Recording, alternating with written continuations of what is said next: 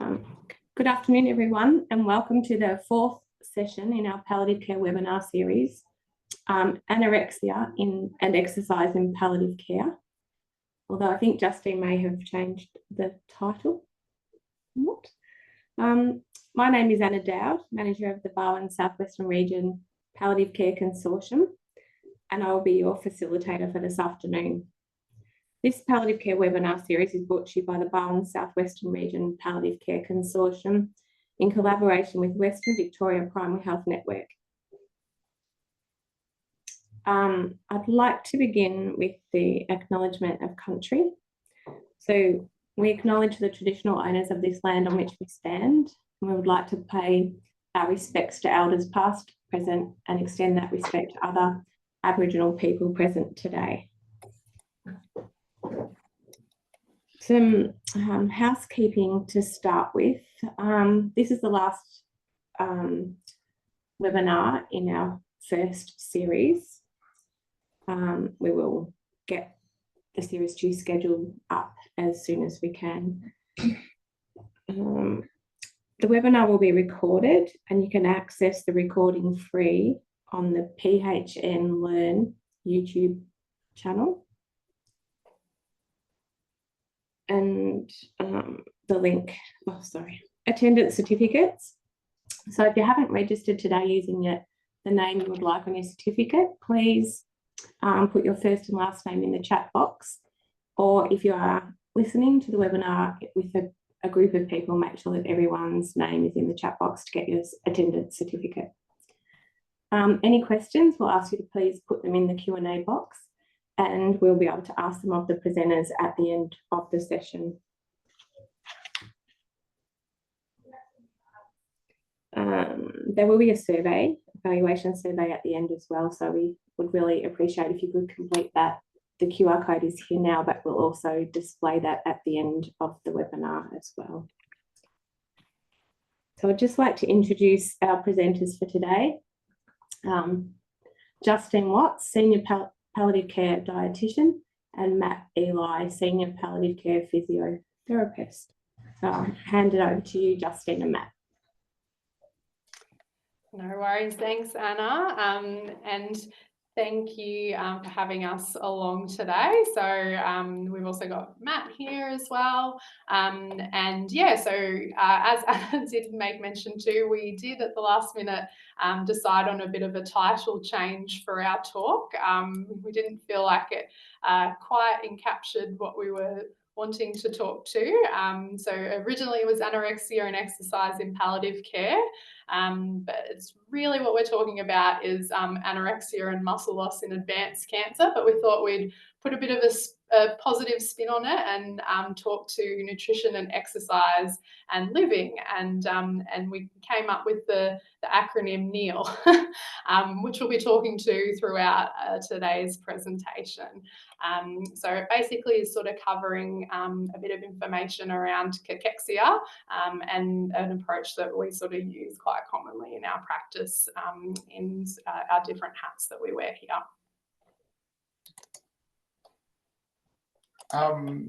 So cachexia, just as a definition, is a multifactorial syndrome characterized by ongoing loss of skeletal muscle mass that can't be fully reversed by conventional nutritional support and leads to progressive functional impairment.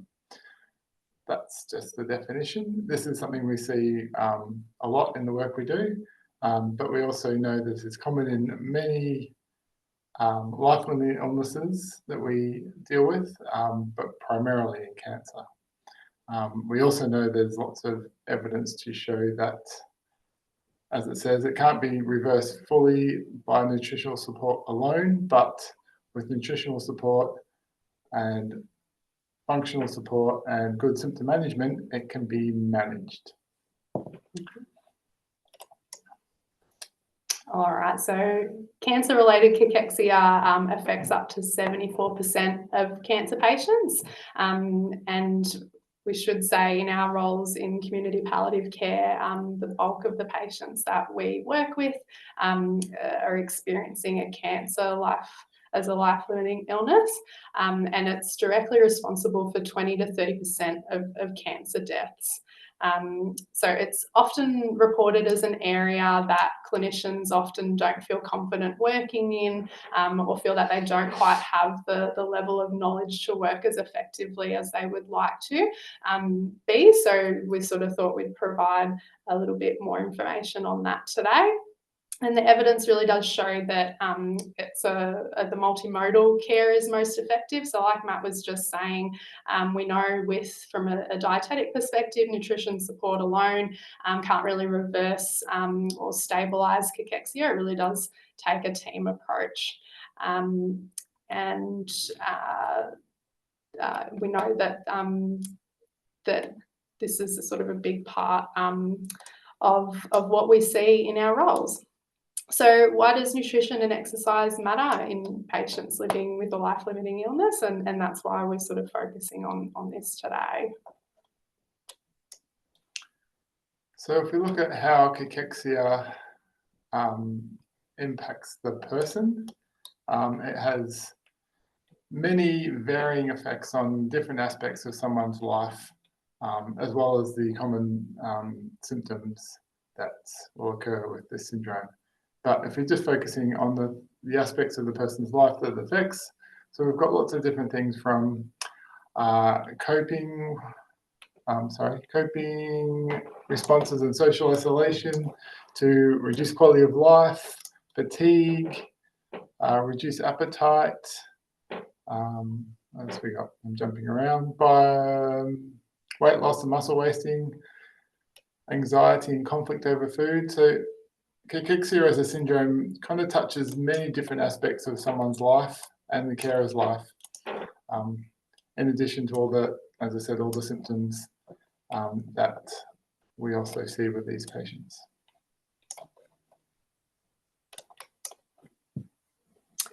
So why do we need to know about cachexia?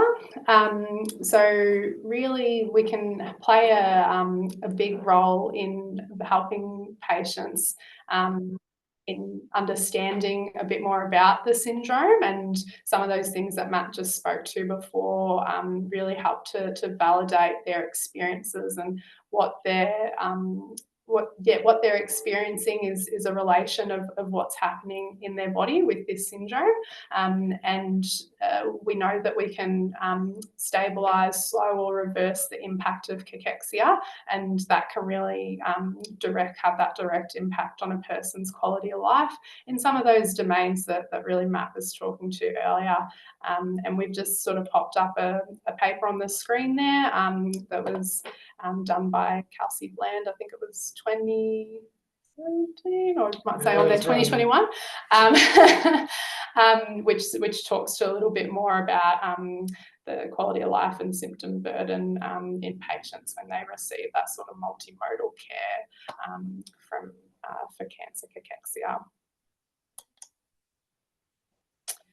So talking a little bit about anorexia, in this space, we're really talking about anorexia, meaning the loss of appetite, not the anorexia in terms of an eating disorder, although I suppose you could sort of draw some parallels, but the main driver is quite different. So the driver for anorexia in an eating disorder space tends to be the sort of over-evaluation of shape and weight, whereas in this space with cachexia, as we were saying before, there's a number of reasons that cachexia actually changes and results in that loss of appetite. So it really can be from, we see that because of that inflammatory response on the body, that can cause changes in things such as neurotransmitters, particularly ghrelin and leptin production, which plays a role in that sort of hunger satiety cue. Neuropeptide Y, which also is the main sort of neurotransmitter that signals that desire or appetite drive to eat. There can also be changes in terms of delayed stomach emptying. You've also got on the side nutrition impact symptoms from cancer and or treatment that can impact on a person's appetite. And we know that because of some of those neurological changes from a hormone and transmitter perspective, that sometimes that can also lead to low mood, depression, things like that, which we know also plays a role on appetite and that drive to eat. And also there can be altered zinc metabolism as a result of the syndrome itself, which can impact on taste changes, which may be alongside or in combination with treatments as well. So really bearing in mind that these can sort of be drivers for all those different factors that can affect that loss of appetite, it's important to recognise that there probably is in the cachexia anorexia syndrome a role for both medical and nutritional approach to sort of managing this. So we're going to jump into our patient named Neil. So Neil is a 60-year-old man. He lives near the coast with his partner, has adult kids. He's involved with the local surf lifesaving club. He has been diagnosed with an incurable cancer of upper GI origin. He's currently having some disease-modifying treatment, but he was recently referred to community palliative care because of the increased symptoms of nausea, fatigue, and pain. So we're going to talk a bit more about Neil and how we will, the physio and the dietetics approach, how we would approach a patient like this and how that would change over time. So next slide, please. So Neil, as we said, no interest in food. He was losing weight, getting tired easily, feeling a lot weaker, and the partner was really worrying that he wasn't eating as much as normal. So some of these quotes or things that we've attached to Neil's case study are very common things that we hear day to day when we're working with patients. So when we're eating out, the meals are just so big, I can't finish them. I hate wasting food. My family are forcing me to eat. They just don't understand. In Neil's case, I'm not going to the Surf Lifesaving Club anymore, and I can't really help out like I used to.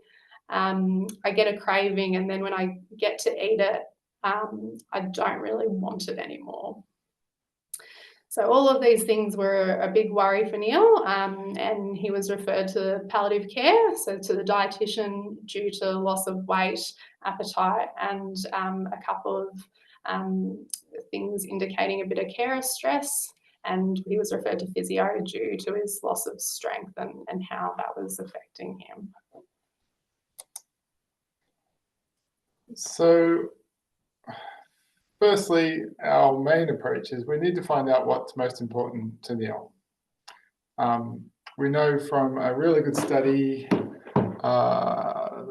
years ago, in 1999, and this came up on a recent palliative rehab webinar we watched, that these are some of the main points that patients and carers identify as things that are important to them towards their end of life. So these are things like being able to perform your usual activities, not feeling how you once were, having adequate symptom control, having a sense of control, maintaining dignity, sharing time with friends and family. So all those things are really important. So obviously we want to find out what's most important to Neil, and for him it was he wants to spend more time at the beach watching the grandkids in nippets. All right, so in terms of the dietitian role in an assessment with Neil, there's obviously the regular aspects of dietetics assessment, assessing anthropometry, biochemistry, symptoms, and a diet history, which may include both what he's having orally or if they're, for some people, if they're having things enterally. There's also some other things that we might want to consider in assessment with some of our patients, such as doing a PGSGA and looking specifically at nutrition impact symptoms and to what degree that's really worrying the client. So looking at symptom assessment scale and in particular in what they're scoring or what they're identifying from that in relation to some of those nutrition symptoms. So for those unfamiliar with the symptom assessment scale, it's a palliative care assessment tool which looks at getting someone to rate their worry or distress about a symptom from 0 to 10, with 10 being quite severely distressed and it constantly being on their mind. We might also want to consider things like the feeding and eating environment, as we know that that can play a role in someone's experience and desire to want to eat, and also that eating is a very social thing that we do, and looking at those routines around that and what that once might have been for someone versus what it is now. Looking at who and how the shopping and meal preparation is done in the house, and if there are supports needed from them. Perhaps if in Neil's case, if he's feeling, excuse me, more fatigued and unable to do as much, if he was the primary person doing the shopping and the meal prep, then we might look at ways to support with that. As we mentioned before, there's also a number of reasons that this syndrome can also affect our mood and our thoughts as well from a neurotransmitter perspective. So and we know from our work with a lot of patients with cachexia that body image and that sort of, as Matt was talking to earlier, that sort of sense of themselves can change when they sort of experience a lot of weight loss. So it can be really important to acknowledge and explore this with patients, because often it's, they do feel that it's just expected as part of their life-limiting illness, but they may not necessarily be having psychosocial supports for some of those things. Cultural needs, so bearing in mind that if that person comes from a certain background or has particular cultural food dishes that are meaningful and important to them, and if they're unable to enjoy those, how can we support them to enjoy those things again? Wounds and pressure areas are also something we need to be mindful of as people start to decline in terms of their function, or because of their fatigue, spending more time sitting and things like that, and considering how nutrition and hydration can really play a role in preventing the development or slowing the progression of pressure areas.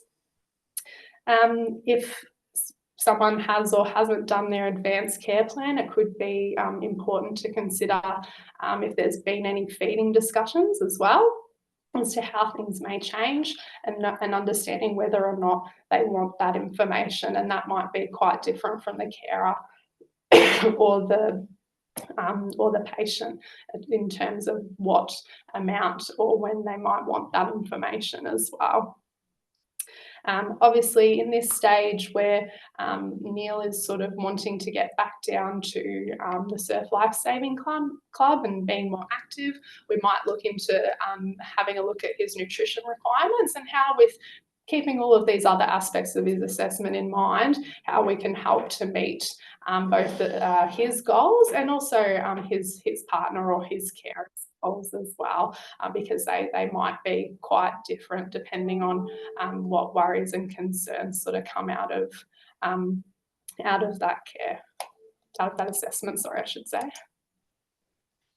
We move on to what the physio's role is. Obviously, it's very directed by the patient and carer goals, but generally the assessment would involve looking at the patient's current function, what they're able to do day to day, what other problems they might have, other comorbidities, injuries, things like that. Sort of what hobbies they have. So obviously, we know NEAL is very involved with the Surf Lifesaving Club, so thinking about what he needs to do or what he wanted to do when he was going down there regularly. And obviously then we want to assess his strength, his endurance, balance, really finding out what are the things that are troubling him at the moment. So if we think back to his goal of wanting to go down to the beach and spending time watching nippers, it's like, well, what are the things that he's actually struggling to be able to do that? Is it he doesn't have the strength or the confidence to walk on the beach anymore? Is it he gets down there and he's just exhausted? Is he embarrassed at times because he's seeing his mates who he's maybe been at the Surf Lifesaving Club for years and he can't do what he used to do, so he doesn't want to go down there and show his face anymore because he knows he can't do those things. So we've got to take all those things into our assessment when we're kind of thinking about how we're going to help NEAL moving forward. And also as part of this, as we said, it's we know that the evidence is that we can have the most effect with a multimodal approach to care. So symptom management is a really important part of that, and good symptom assessment is important to help understand the barriers to both of the interventions that we might do in the space of eating and helping him remain active.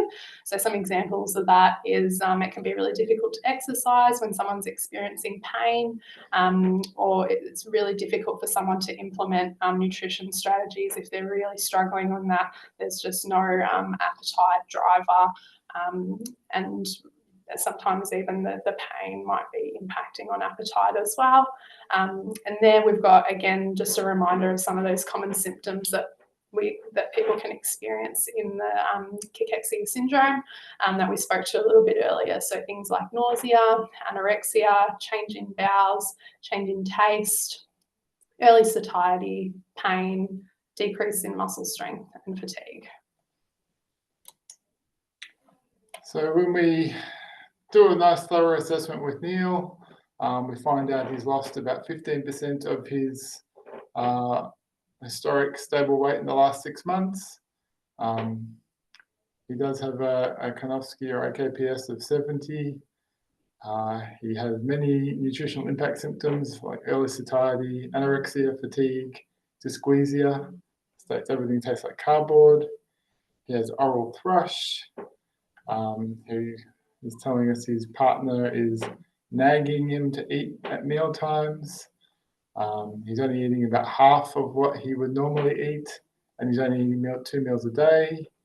He's really missing eating his steak and chips. He hasn't done an advanced care plan. He's really fatigued and feeling weak. I suppose the thing we've assessed all these things, and then it's, well, what's the selling point? What's the point of having physio and dietitian involved? Which is kind of the key bit, is like, what's the thing we're trying to sell him on? And we're not trying to sell him on anything random. We just know that if people are stronger, have more muscle, they usually do better, as in they manage their functional tasks every day better. They help manages their disease modifying treatment better. And we know that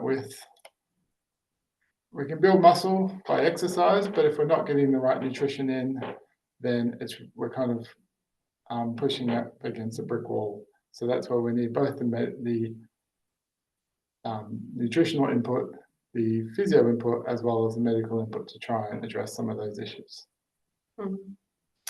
So when we sort of come down to the main problems or worries that have sort of come out of our assessments, we look at sort of, as Matt said, how can we approach it from a team angle? So when we look at something like loss of appetite, From a nutrition perspective, the counselling component, nutritional counselling becomes really important. So really normalising the patient experiences, again, helping them to understand what the cancer cachexia syndrome is, and really validating how they might be impacted by the loss of appetite, and just really trying to help support them with maximising their appetite when it's at its best. From a medical perspective, sometimes there are some medications that the team might use in terms of stimulating appetite. So quite commonly, steroid medications such as dexamethasone can help to increase appetite. Antidepressants such as mirtazapine and olanzapine, that while normally prescribed for, as we said, sort of as an antidepressant, they have really nice side effects with increasing appetite, and our medical team use them quite commonly to support with creating that desire to want to eat and enjoy their food. From an early satiety perspective, again, from a medical side of things, things like metoclopramide and domperidone that can really help with that gastric and stomach emptying that we know, again, is driven by the syndrome itself. And from a nutrition side of things, encouraging small frequent meals, or perhaps particularly in NEAL's case, some strategies for eating out when they're experiencing early satiety. We do hear from a lot of patients that that can be a big reason for not wanting to go and enjoy a meal with family and friends, because they're worried about the quantity in which they can eat. And fair enough, if you've paid for a meal and you're only able to eat a small portion, or feeling like you can't partake in the full length of that experience as well.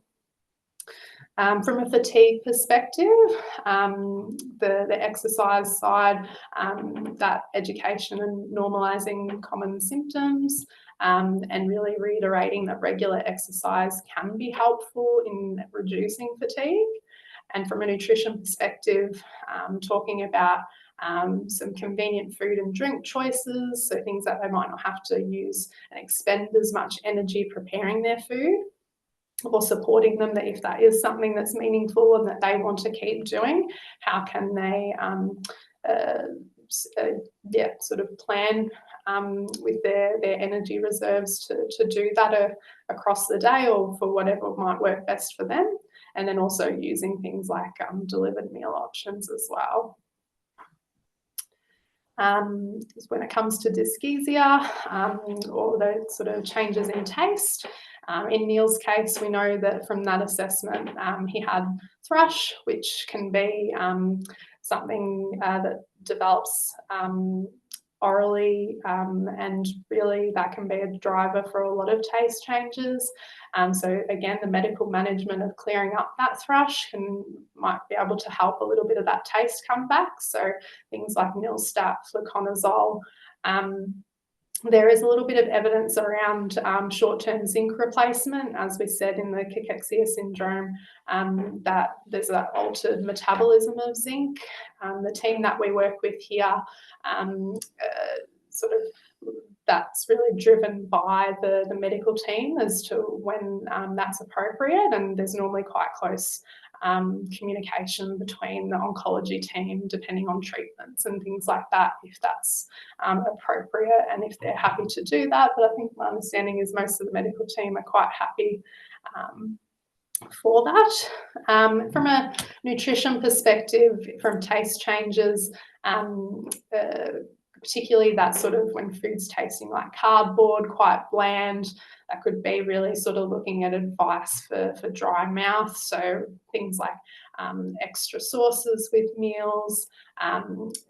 One of the common with sort of having our different types of taste, the umami flavours, which are one of our types of taste, that sort of savoury taste, it tends to be more taste buds of that over the mouth. So a lot of people do anecdotally report that a lot of those foods, as they're still able to be tasted when they haven't got a strong taste from their foods. So just trying to educate on what umami foods are and how they can incorporate some of those into their food and drink as well. When we look at the loss of strength, one of the things we focus on is more resistance exercise. And that's really because one of the primary changes at a muscle level is that there's a preferential loss of fast twitch muscle fibers. So we tend to lose those more and we maintain our endurance.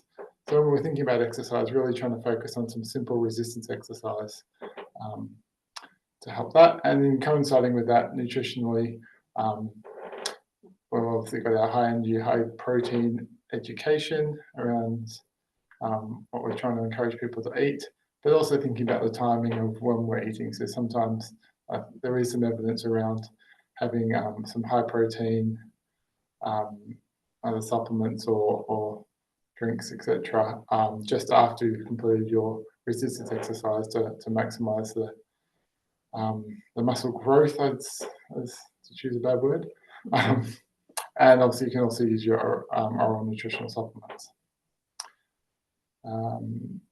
So when looking at carer stress, again, counselling and normalising carer experiences, which we do a lot of, validating emotions, and trying to explore what the meaning of food is to those people, and educating, especially the carers, on although they're trying to do what they feel is the best thing, and that sometimes pressuring people to eat isn't always the best way to help them eat. And from an exercise point of view, again, normalizing that strength loss in this syndrome is very common, and they're not being lazy. From a carer point of view, they kind of often say that they're just not getting up off their bum, or they just can't be bothered doing anything anymore. So it's reiterating that it's not them that's choosing to do that they're trying to do their best, and that exercise can help that. And it's also something, and a lot of time, that people can do together, or a carer can feel that they could do it with the patient to help them as best they can. And then finally, social isolation. So we look at nutritional strategies to support that shared meal times. So obviously sitting down with the whole family to have a meal, or when friends are around, having snacks or platters out, so that you're kind of sitting around chatting whilst nibbling on a few little things, can kind of take away that pressure of being all on your own. Similarly with exercise, it can be a shared activity, going for walks, going to meet mates down the park, spending time with your grandkids. Exercise doesn't always have to be structured. Just general activity can be a good thing and helps get you out there.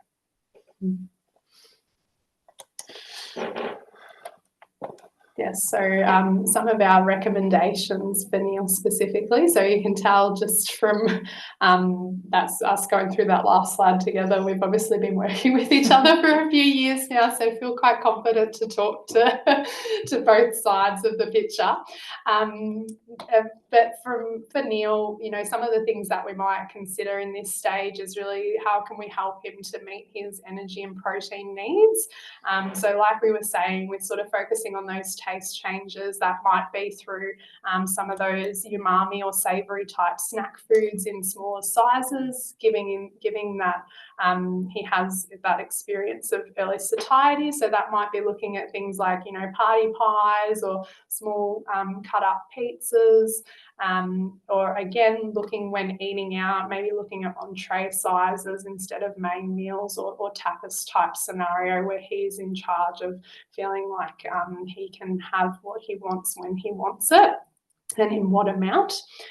We might also consider some low volume oral nutrition supplements. So like Matt was talking to before, we can look at that sort of timing of when that protein might be the most maximised alongside the exercise, so particularly within that 30 to 60 minutes after his home exercise program.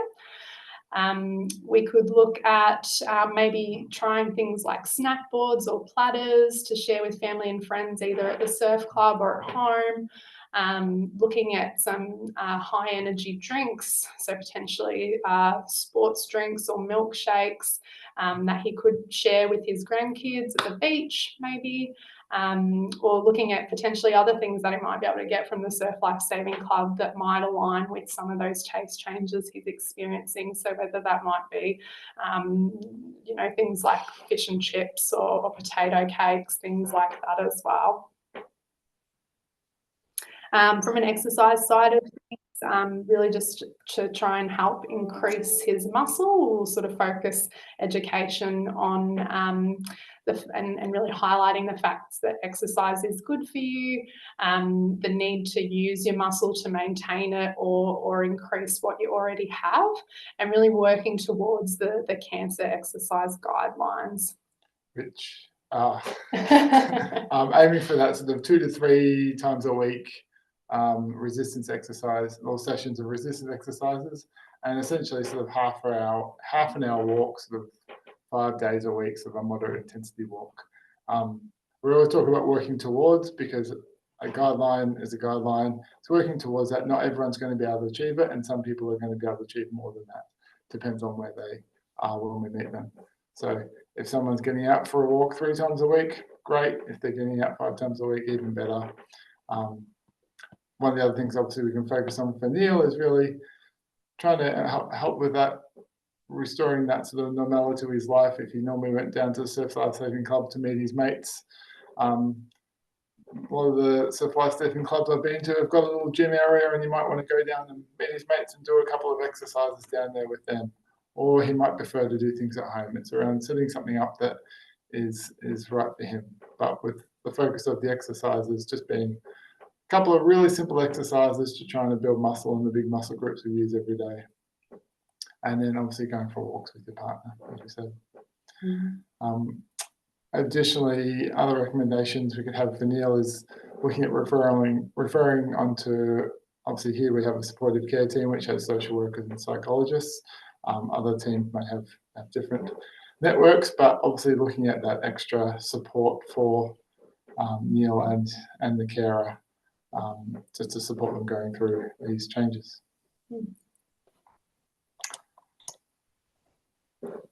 So the focus really in this initial stage when we meet NEAL is more of what we would say a restorative focus. We're trying to restore some function, restore some appetite as best we can. We're trying to normalise what they and what he's going through, trying to maximise his function, kind of trying to really aim to meet NEAL's goals, and whether that be to try and keep the status quo or trying to improve what he can do so he can really get to those goals. And it's really about trying to empower NEAL and the carer to give them things that they can do themselves. So one of the things we know happens a lot with the patients that we meet along the way is that they get diagnosed with a cancer, and they're having treatment, and they're going through this endless cycle of things being done to them. And one of the things we're trying to do is actually say, well, this is something you can do for yourself. These are strategies you can implement, and that kind of gives a bit of that power back to the patient and the carers, things that they can do to help themselves. All right, so over the next 2 months, NEAL has been stable, going to the Surf Life Saving Club and helping out a lot more than he had been. He started watching the nippers again, going out and enjoying meals with his family again. So things had improved in the way that he'd been able to get back to some of his normal routines and things that he really valued as being important to him. But after a few months more, NEAL started to lose more weight. He had to stop his disease-modifying treatment because of more side effects, so more nausea.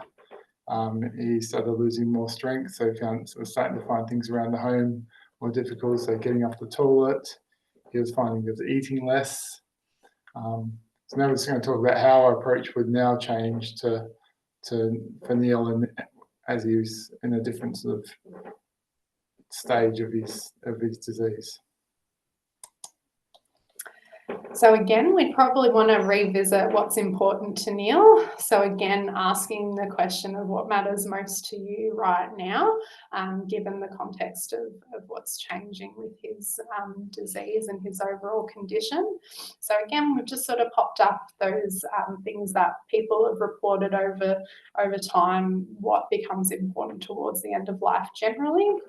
So again, not feeling like a burden to others, having adequate symptom control, sharing time with family and friends, maintaining dignity, being able to perform daily activities and keeping up usual routines. So these are still the things that we're very much keeping at the back of our mind. But for NEAL specifically, one thing that he said was, I just want to spend time with my family and eat my wife's spaghetti. It was as simple as that. So the dietitian role at this stage is really to aim to reduce eating-related distress and really try and help to reduce the impact of those nutrition symptoms. So sorry, next slide if that's all right. We probably would focus in here on having further discussions about the meaning of food if that hadn't already been explored in earlier assessments. And that could be even to the detail of what did eating and feeding experiences look like throughout life, both for the patient and the carer, because it's important that at this stage there's the potential, perhaps maybe not in NEAL's case, but for roles to change where sometimes, for example, a parent who is often caring and feeding for their child then is being the one being supported and cared for and fed as the patient. So it's important to really explore the emotions and meaning around that for people and for us to not assume what's going on. We might want to provide a little bit of education around how things might change as people start to deteriorate and the illness changes in this phase. So really normalising that the appetite does slow as part of the deterioration process, and giving people the opportunity really to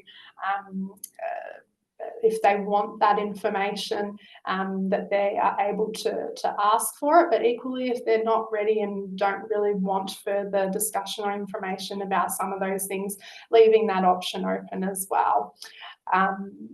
We know that there can be a lot of fear in eating less food, and even in the case of enteral nutrition, if that's sort of being reduced or wound back, a lot of people associate that with starvation, and starvation in itself can be a very emotional thing for a lot of people to think about as equally to death and dying, and really just understanding that as things start to change for people, it might not actually be the lack of nutrition that is solely responsible for the changes in the deterioration process. We might also talk to, talking more about exploring their favourite food. So in NEAL's case, he really identified that spaghetti, and if there are those sort of nutrition impact symptoms, how can we, from a nutrition as well as maybe pulling in some medical support around how we can help get him back to eating that spaghetti, and maybe that could even be discussing with carers again. Trying not to have that pressure around meal times, trying to make meal times as enjoyable as possible. So exploring what that might mean for them, but also, allowing the opportunity to eat. But if the food's not taken, removing and re-offering opportunities throughout the day of some of those favourite things. We may also consider facilitating discussions of the benefits and burdens of different modes of feeding.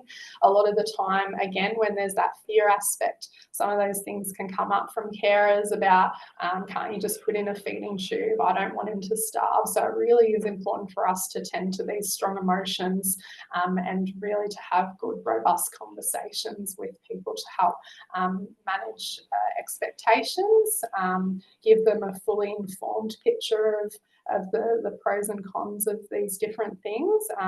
And this can be a good opportunity for us to sort of reconsider and renegotiate patient goals and goals of care as well. And that sort of changes, I suppose, as things move down the track. The physio role changes in that we would still be promoting that exercise can play a role, but it's really more directed around what the patient wants. Exercise is not the magic cure for everything, even though some physios say it is. It's really about what the patient wants to be able to do with the time they've got. And sometimes exercise can be helpful, but sometimes it's just too much for people to take on. The other part is normalising, similar to appetite, that as disease progresses, that it is normal to start to lose more strength, become more fatigued, spending more time resting, and that's part of the cancer. We'd be a lot more promoting a lot of the non-pharmacological management of symptoms, so things like breathlessness and pain management, other aspects of the physio toolbox that we can bring in.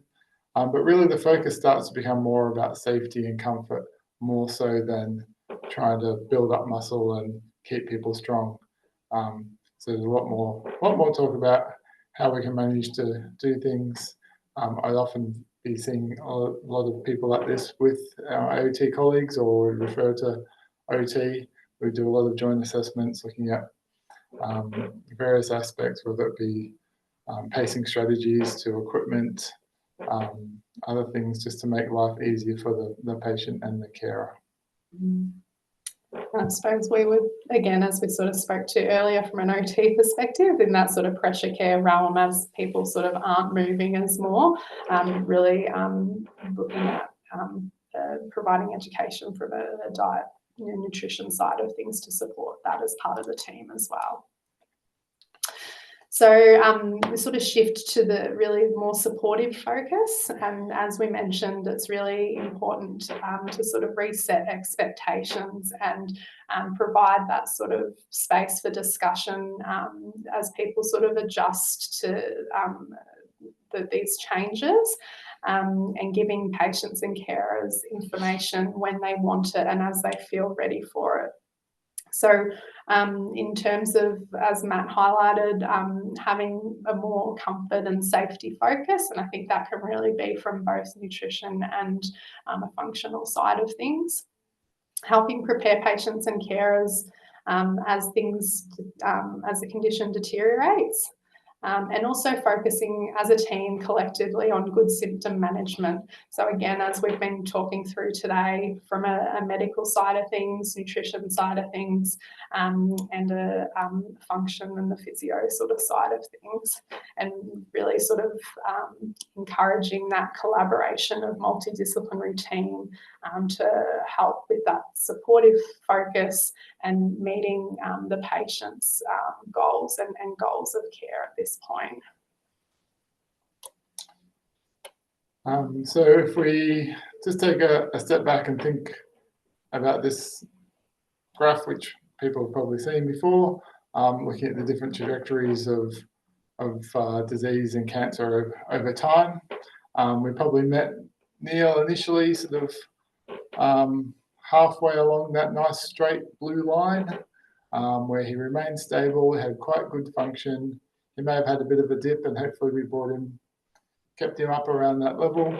But as his disease progressed, we start to meet, when we sort of re-engage with our different strategies, it's more of that, the dipping of the blue line, and how we basically help support NEAL and his carer or family as he approaches the terminal care side of things. And so really our take-home messages at sort of looking at all of this today through a community palliative care lens is that it's not a one-size-fits-all approach. It's when we think about physio and dietitians, it's not all exercise equipment and supplements. We need to tend to the emotions and experiences of our patients and carers in the context of what education and intervention we're supporting them with. We play a role in educating the how and why nutrition and exercise can help them to live well, and really tailoring the approach to meet patients and carers with where they're at on their I don't want to use the word journey. We don't always like to use the word journey, but I'm going to say journey. And that really it's a team effort, and multidisciplinary care is key. So if by chance you're an allied health clinician who's working in the palliative care space and you are in need of support or you have some questions, there is a group called Australian Allied Health and Palliative Care. They are a volunteer group of experienced clinicians who get together on their own time and really try and advocate at a sort of national level around the role of allied health and palliative care, but also trying to build networks. I think we've got about 300 or so members, physios, dietitians, OTs, speech pathologists, psychologists, social workers are the main spread. Did I forget anyone? No. I think so. No. So if you're allied health and you're keen to be a part, we have a newsletter, things like that, that's very allied health focused, because I know coming into palliative care many years ago, there is not a lot out there for allied health in palliative care. So this is a group that can help support that. So there's a QR code if you want to join. And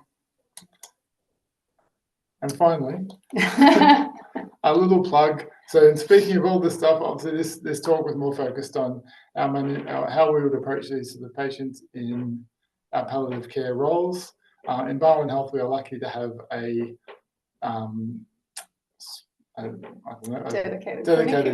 dedicated service to assess and manage patients with cachexia. So it's commonly known as the cachexia clinic, where we have a physio, a dietitian, a nurse, and a palliative care physician, where we see the patient all at the same time, obviously go through all of the stuff we've talked about today.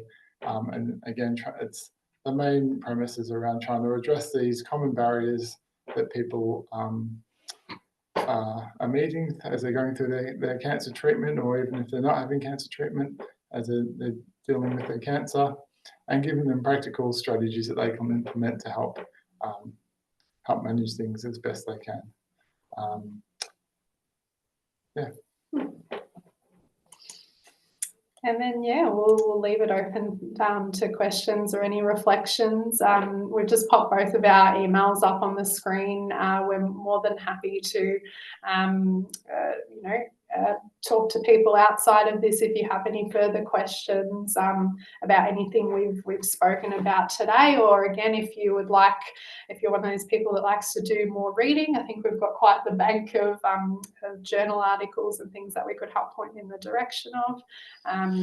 But yeah, even always just good to meet other allied health clinicians working in the space as well. So feel free to reach out to us. Thanks. Thank you. Thank you so much, Justine and Matt. Does anyone have any questions? We've got a couple of minutes. I was wondering, Justine, about recipes. Do you have any good hints? Any specific recipes? Oh, you're really putting me on the spot there, Hannah. I definitely probably more, I'm not necessarily someone who works with a particular type of recipe book, but I think, as I was alluding to before, depending on people's different food preferences or cultural backgrounds or where things land for them, will probably point them in the direction of what I know is available online or locally, rather than a specific sort of cachexia little flip book that I have hiding in my desk. It's not a one size fits all. Yeah, that's right. Perfect. So thank you. I think there may be a question from Ashley. Do you have issues with refeeding syndrome with palliative care patients?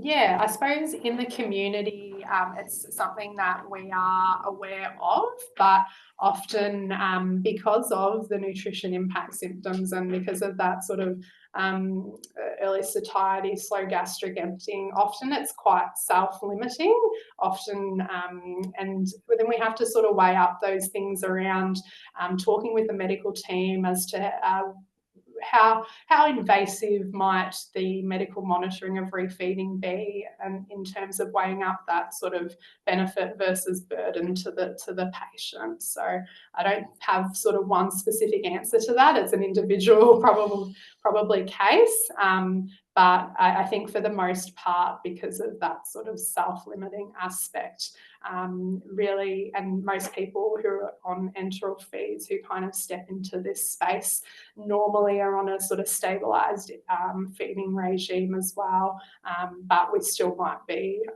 again, talking with the medical team around what their thoughts are about whether that's warranted or not. Thanks, Justine. I've got one more question here. So can you please explain the rationale around timing ONS after HEP? Yeah, was that in terms of a reference, or I think a lot of where that kind of comes from is perhaps even looking at the sports nutrition sort of space a little bit, or even when people sort of look at managing malnutrition in aged care, it really is just that sort of, when you think about that recovery phase of after doing the exercise, that sort of timing space can help to support that. I don't know if that helps answer the question. Thank you. Well, thanks so much. So I guess the only other thing is the evaluation survey. We really appreciate if people can complete that so we can give feedback to our presenters. And thank you very much, Justine and Matt. It's been a great session. Thank you. No worries. Thank you for having us. Thanks. Thanks.